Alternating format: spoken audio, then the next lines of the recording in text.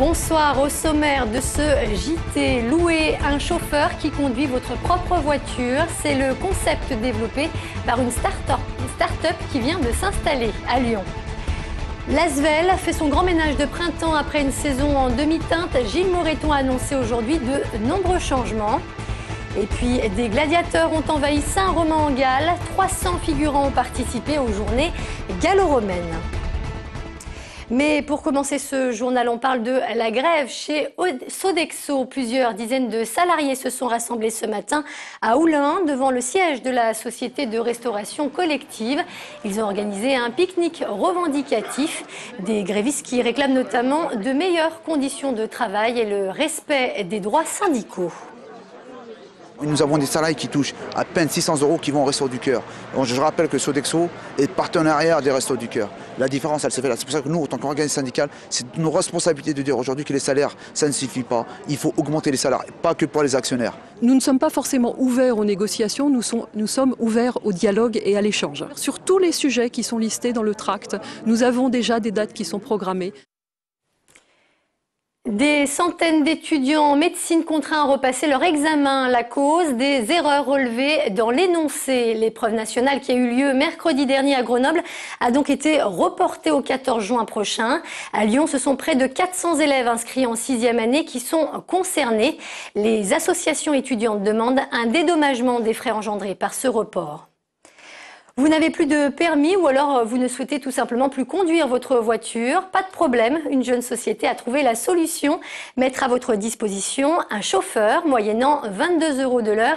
Il vous conduira où vous voulez dans votre propre véhicule. Plus de précisions avec Brice Jaurès. Et donc je lui donne mes clés pour qu'il me conduise et c'est lui qui va conduire ma voiture.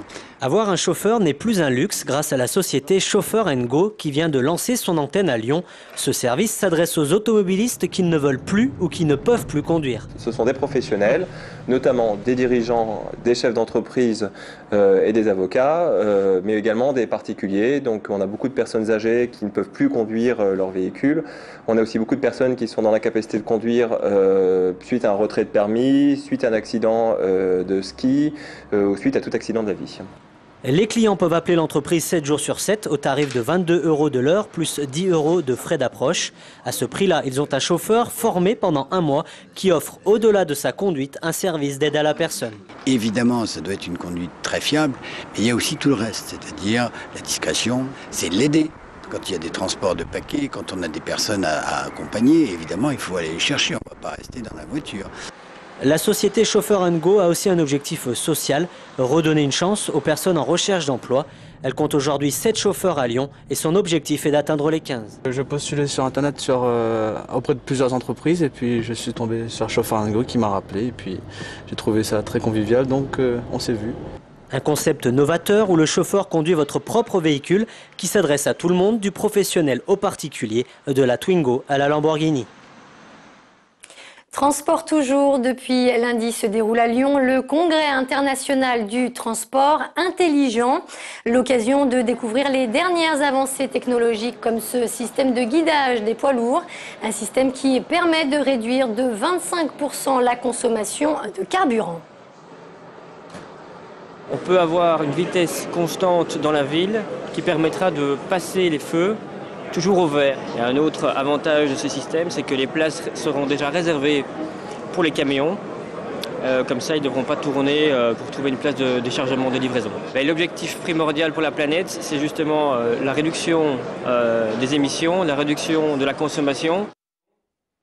Après 11 ans d'absence, le critérium du Dauphiné libéré a fait étape à Lyon aujourd'hui. Le peloton a franchi la ligne d'arrivée peu avant 17 h sur le boulevard de la Croix-Rousse, au terme de près de 180 km de course. Pour l'anecdote, sachez que c'est l'Allemand John Dekelkob qui a remporté cette deuxième étape, suivi du Lyonnais Samuel Dumoulin. Une deuxième place pour le local de l'étape, donc, qui a ravi le public venu en nombre aujourd'hui. Ça nous fait plaisir parce que ça fait longtemps qu'on n'a pas vu et au lieu d'aller dans les Alpes prendre sa voiture, j'ai pu venir directement de chez moi, tout à côté. Et comme il y a quand même des grands coureurs, j'apprécie beaucoup. La dernière fois, comme il l'a rappelé, c'était en 80, j'y étais déjà. C'était un peu plus haut. Une belle arrivée aussi, il y avait une Duren à l'époque.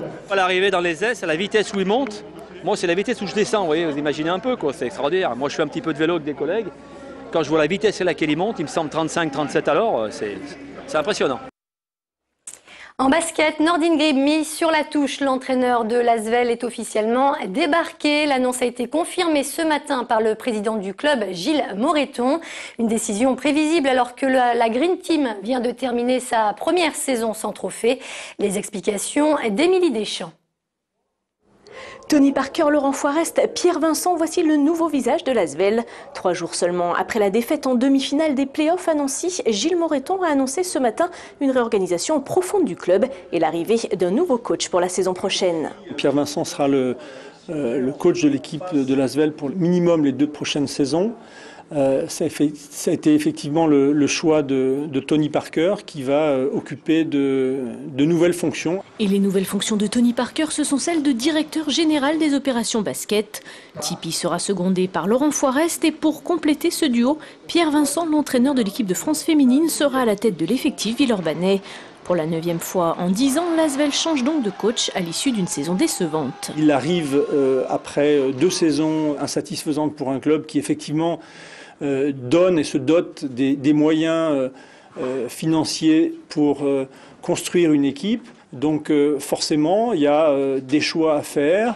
Première victime de cette réorganisation, Nordin Grib qui a assuré l'intérim après le départ de Vincent Collet et Pierre Graal, l'actuel manager sportif.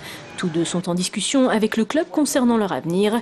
Côté financier, l'Asvel annonce un budget en baisse et la diminution de la masse salariale de 14%. On se rend compte aussi qu'on a, avec ce statut d'Asvel, soi-disant le premier budget, eu tendance à payer des joueurs, à surpayer des joueurs. À la fin du mois de juin, ce sont Tony Parker et Laurent Forest qui se présenteront à la presse pour dévoiler le nouveau projet sportif de l'Asvel et annoncer les premiers recrutements.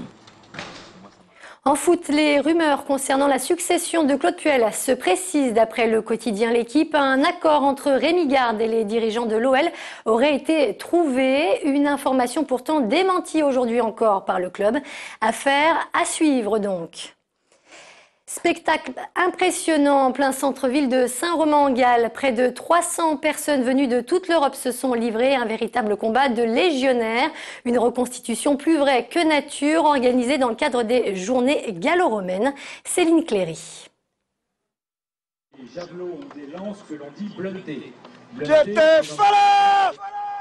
Les Celtes s'entraînent à faire la tortue avant que les Gaulois n'arrivent. Après une courte négociation échouée, la bataille peut commencer.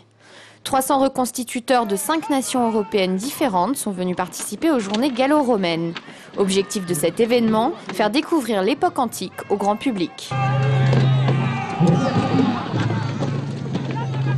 Ce sont des journées de reconstitution historique et d'archéologie expérimentale. C'est-à-dire qu'on cherche à refaire vivre un certain nombre de choses de la vie antique, que ce soit aussi bien la vie civile que la vie militaire, et sur des bases scientifiques. Et on cherche à le faire vivre pour le public et de leur offrir une approche vivante, pédagogique, ludique, puisqu'il y a des ateliers.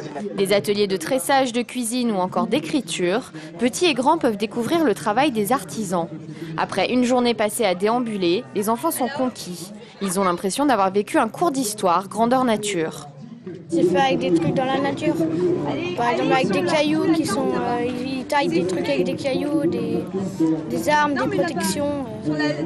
C'est bien quoi, c'est fait dans la nature. Il n'y a pas de bataille dans les cours d'histoire. Il n'y a pas des jeux comme ça.